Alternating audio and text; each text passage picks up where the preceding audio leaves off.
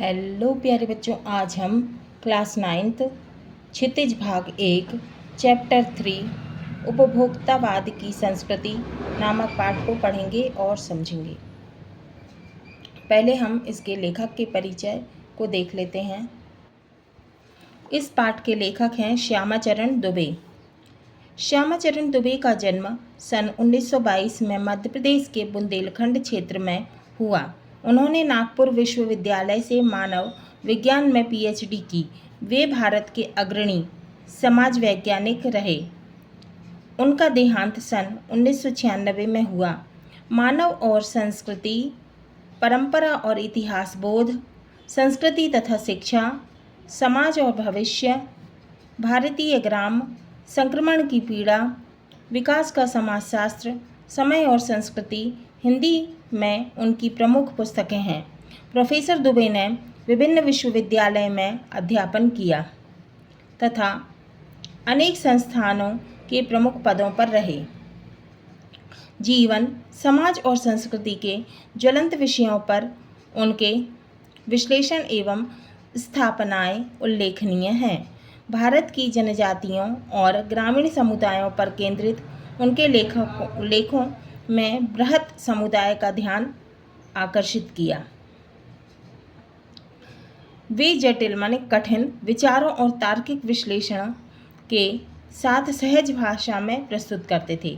वे जटिल विचारों माने कठिन विचारों को तार्किक विश्लेषण के साथ सहज माने सरल भाषा में प्रस्तुत करते थे। अब क्या है उपभोक्तावाद की संस्कृति? ये क्या है? ये एक निबंध है ना?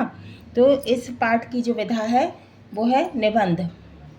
बाजार की गिरफ्त में आ रहे समाज की वास्तविकता को प्रस्तुत करता है। तो ये उपभोक्तावाद की जो संस्कृति पाठ है वो बाजार की गुलामी में आ रहे समाज की वास्तविकता को माने सत्यता को प्रस्तुत करता है। लेखक का मानना है कि हम विज्ञापन की चमक दमक के कारण वस्तुओं के पीछे भाग रहे हैं। तो लेखक ये मानते हैं कि हम विज्ञापन की चमक दमक के कारण चीज़ों के पीछे भाग रहे हैं। हमारी निगाह गुणवत्ता पर नहीं है।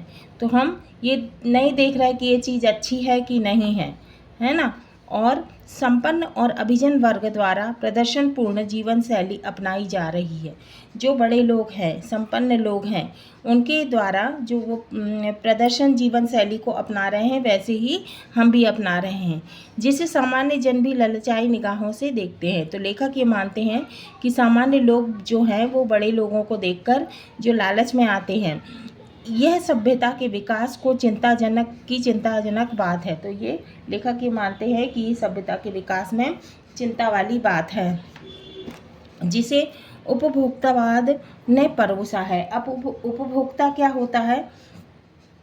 उपभोक्तावाद क्या होता है? एक ऐसी विचारधारा है जो भौतिक वस्तुओं और सेवाओं को अत्यधिक महत्व देती है, मतलब कि अधिक से अधिक सामान खरीदने और इस्तेमाल करने पर जोर देती है, भले ही उसकी ज़रूरत हो या ना हो। लेखक की यह बात महत्वपूर्ण है कि जैसे जैसे यह दिखावे की संस्कृति फैलेगी, सामाजिक अशांति और विषमता भी बढ़ेगी। तो लेखक कह रहे हैं कि जैसे जैसे ये दिखावे की संस्कृति और अधिक फैलेगी, समाज में अशांति माने शांति का वातावरण नहीं रहेगा और विषमता माने असमानता की भावना बढ़ेगी। उपभोक्ता क्या है? उपभोक्ता वह व्यक्ति है जो किसी वस्तु या सेवा को खरीदता है और उसका उपयोग करता है। क्रेता कौन होता है?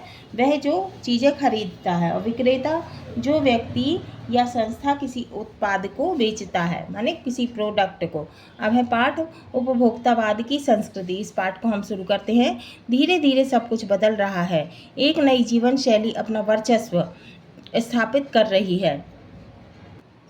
वर्चस्व का मतलब होता है प्रधानता। उसके साथ आ रहा है एक नया जीवन दर्शन, उपभोक्तावाद का दर्शन।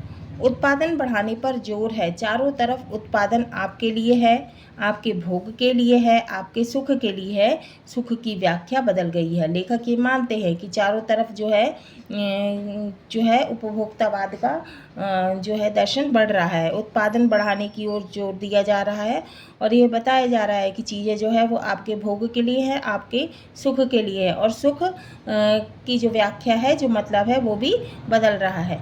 आपके भोग के लिए है, आपके सुख के लिए है, सुख की व्याख्या बदल रही है। उपभोग भोग ही सुख है। एक सूक्ष्म बदलाव आया है, नई स्थिति है।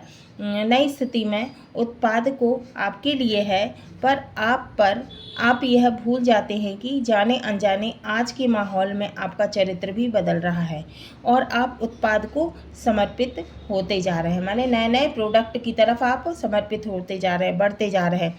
विलासिता की सामग्रियों से बाजार भरा पड़ा है। विलासिता शौक की चीज़ें है ना, अच्छी लगने वाली चीज़ों से जो है वो बाज़ार भरा पड़ा है। जैसे कि कई चीज़ें, जैसे फ्रिज, टीवी हैं और सोफ़े वगैरह और भी कई चीज़ें हैं, कंप्यूटर है ना। तो विलासिता की सामग्रियों से बाज़ार भरा पड़ा है जो आपको लुभाने की जी तोड़ कोशिश में लगी रहती हैं। दैनिक जीवन में काम आने वाली वस्तुओं की ही लीजिए।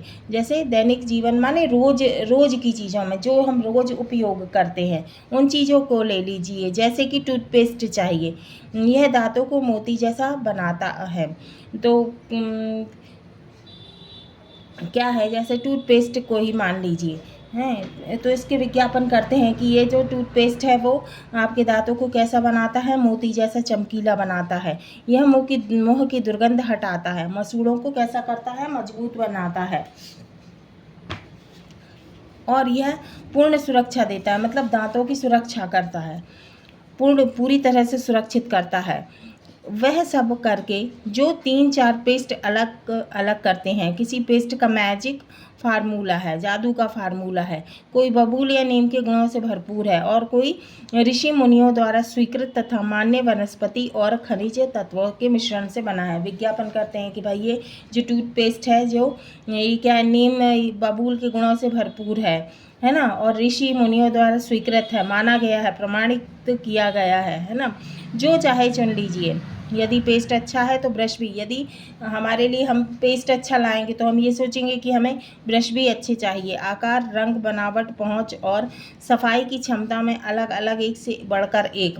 मुंह की दुर्गंध से बचने के लिए अब पेस्ट चाहिए, ब्रश चाहिए, तो हमें क्या चाहिए, माउथ वॉश भी चाहिए, है ना, माउथ वॉश भी चाहिए। सूची और भी लंबी हो सकती है, पर इतनी चीज़ों का ही बिल काफ़ी बड़ा हो जाएगा, क्योंकि आप शायद बहुविज्ञप्ति माने बहुत अधिक विज्ञापन और कीमती ब्रांड खरीदना ही पसंद करेंगे। तो आप आजकल सभी लोग अच्छे ब्रांड की चीज़ें खरीदना पसंद करते हैं। पहले के लोग तो 1-2 कपड़े अपने सिलवा लिए और बस ठीक है, उसी में काम हो जाएगा। लेकिन अब क्या है, अच्छी अच्छी चीज़ें चाहिए, कपड़े भी अच्छे चाहिए, ब्रांडेड चाहिए।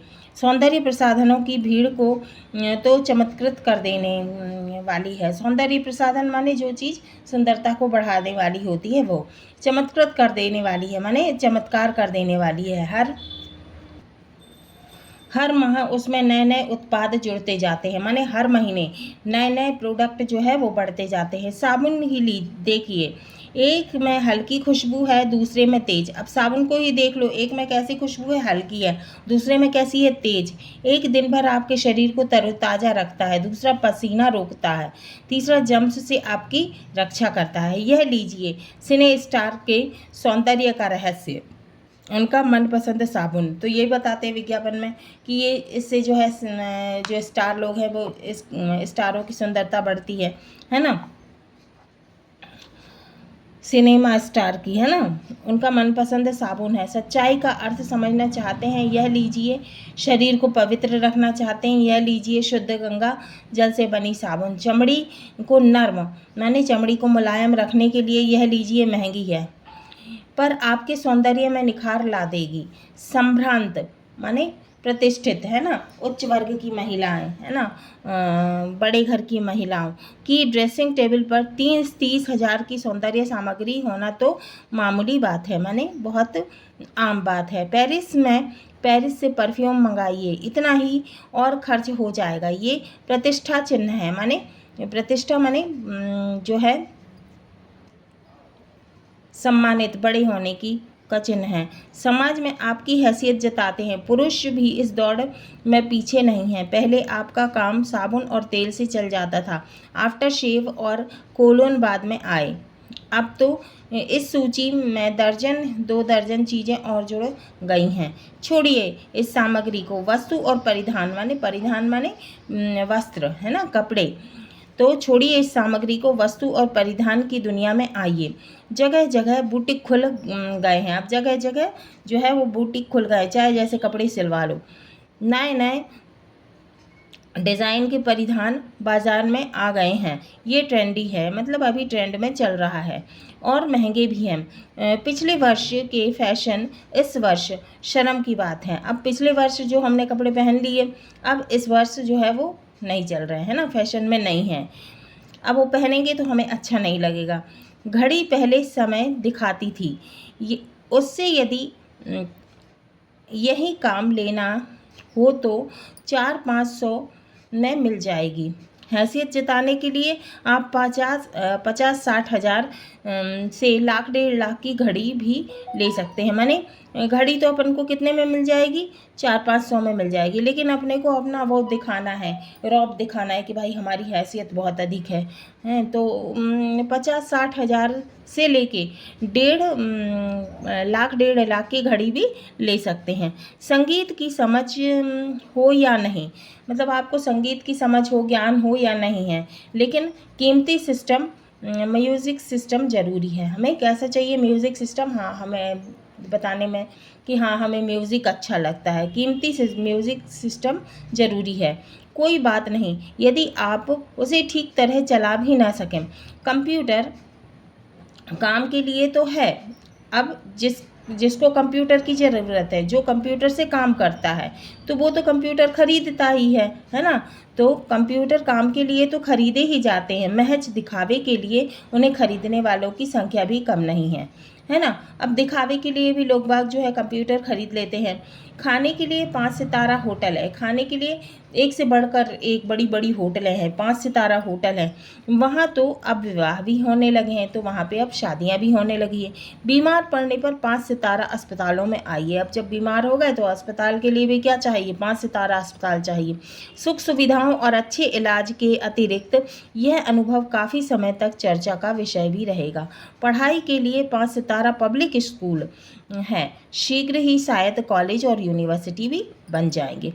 भारत में तो यह स्थिति अभी नहीं आई, पर अमेरिका और यूरोप के कुछ देशों में आप मरने से पहले ही अपने अंतिम संस्कार और अनंत विश्राम का प्रबंध भी कर सकते हैं। अब अमेरिका में और यूरोप में यह भी हो गया है कि मरने के पहले अंतिम संस्कार और बहुत विश्राम के लिए, शांति से सोने के लिए, विश्राम आराम करने के लिए का प्रबंध भी कर सकते हैं। एक कीमत पर आपकी कब्र के आसपास सदा हरी घास रहेगी। मन चाहे फूल रहेंगे, सुगंधित खुशबूदार फूल रहेंगे, चाहे तो वहाँ फव्वारे होंगे और मंद ध्वनि में निरंतर संगीत भी। कल भारत में भी यह संभव हो सकता है, माने आने वाले समय में भारत में भी यह ऐसा हो सकता है। अमेरिका में आज जो हो रहा है, कल वह भारत में भी आ सकता है। प्रतिष्ठा के अनेक रूप होते हैं, माने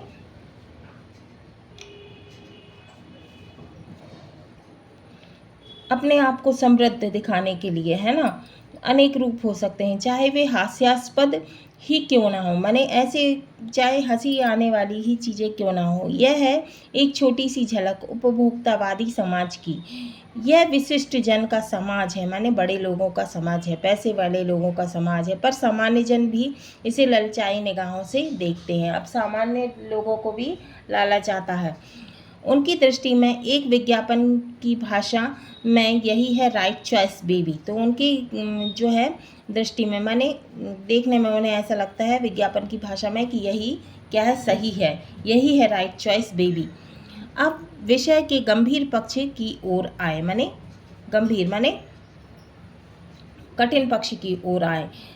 इस उपभोक्ता संस्कृति का विकास भारत में क्यों हो रहा है?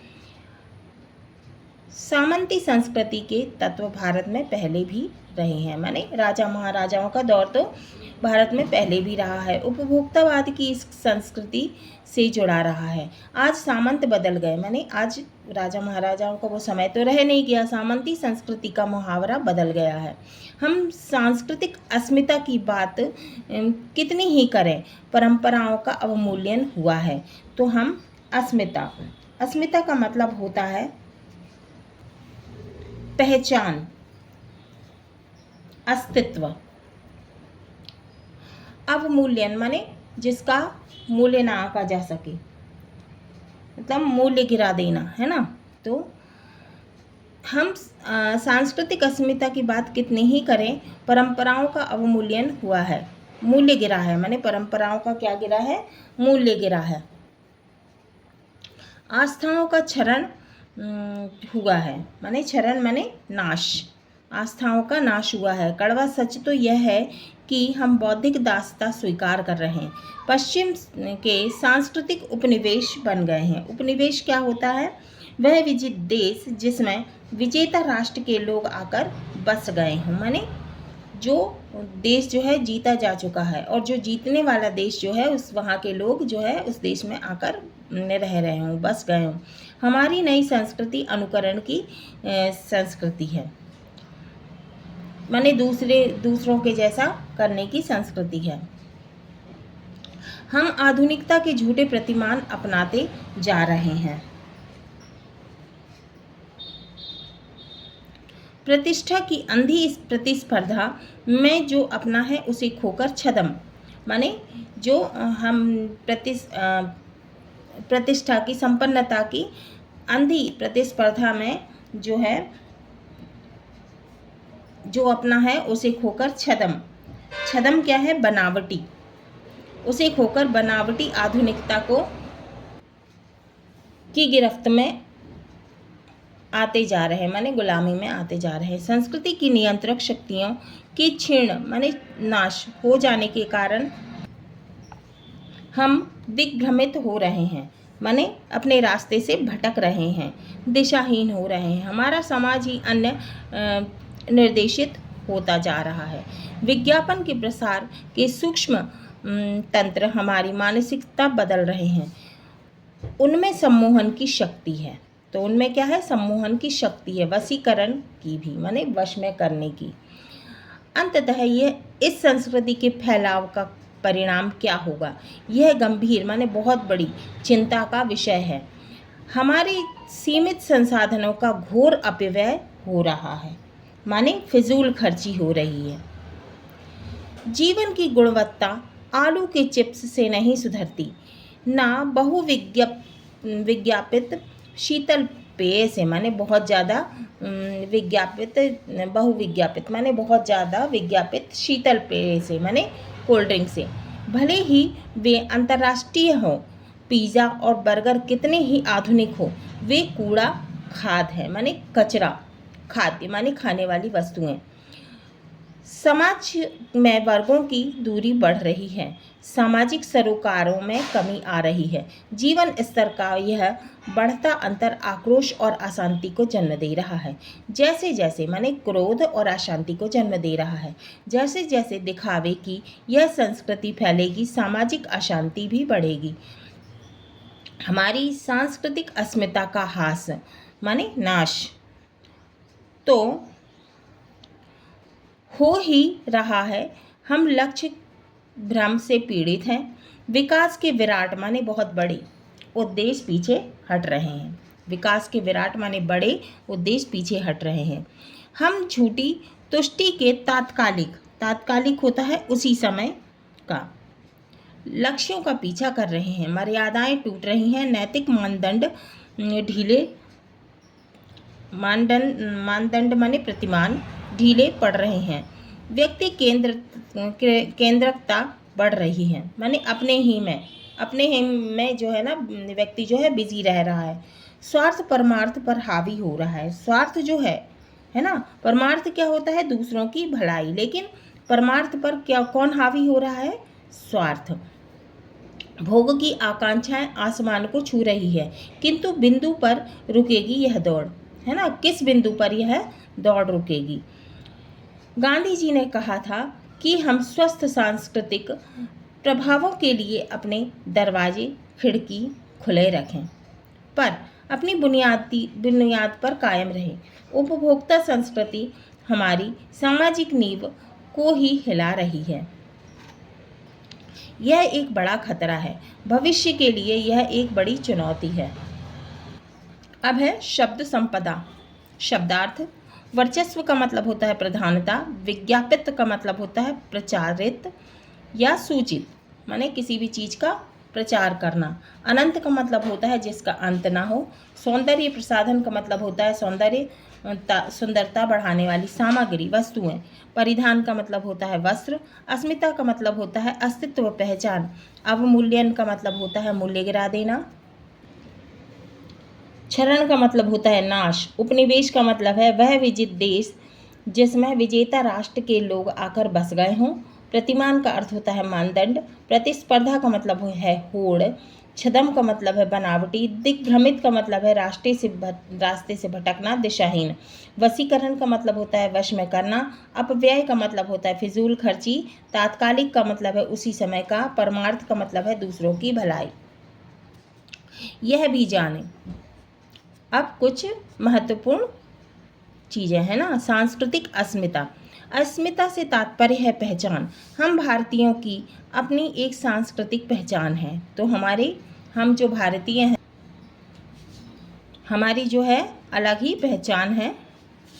यह सांस्कृतिक पहचान भारत की विभिन्न संस्कृतियों के मेल जोल से बनी है। इस मिली जुली सांस्कृतिक पहचान को ही हम सांस्कृतिक अस्मिता कहते हैं। अब है सांस्कृतिक उपनिवेश। विजेता देश जिन देशों पर अपना प्रभुत्व स्थापित करता है, माने जो किसी दूसरे देश को जीत लेते हैं, है ना, वे देश उसके उपनिवेश कहलाते हैं। सामान्यतया विजेता देश की संस्कृति विजित देशों पर लादी जाती है। दूसरी तरफ हीनता, ग्रंथिवश विजेता देश की संस्कृति को अपनाने भी लगते हैं। लंबे समय तक विजेता देश की संस्कृति को अपनाए रखना सांस्कृतिक उपनिवेश बनता है। अब क्या है? बौद्धिक दासता। अन्य को श्रेष्ठ समझकर, माने दूसरे को बड़ा समझकर, उसकी बौद्धिकता के प्रति बिना आलोचनात्मक दृष्टि अपनाए उसे स्वीकार कर लेना, माने उसकी बुराई नहीं देखकर, उसकी बुद्धि को नहीं आंक कर जो है उसको अपना लेना, क्या है? उसे स्वीकार कर लेना, क्या है? बौद्धिक दासता है। छद्म आधुनिकता। अब छद्म क्या है? बनावटी, है ना, बनावटी आधुनिकता। आधुनिकता का सरोकार विचार और व्यवहार दोनों से है। तर्कशील, वैज्ञानिक और आलोचनात्मक दृष्टि के साथ नवीनता माने नई चीज़ों का स्वीकार आधुनिकता है। जब हम आधुनिकता को वैचारिक आग्रह के साथ स्वीकार कर उसे फैशन के रूप में अपना लेते हैं तो वह छद्म आधुनिकता कहलाती है। हाँ तो बच्चों, ये हमारा पाठ 3 उपभोक्तावाद की संस्कृति पूरा हुआ। अगले वीडियो में हम इसके प्रश्नों के उत्तर को सॉल्व करेंगे, क्वेश्चन आंसर सॉल्व करेंगे।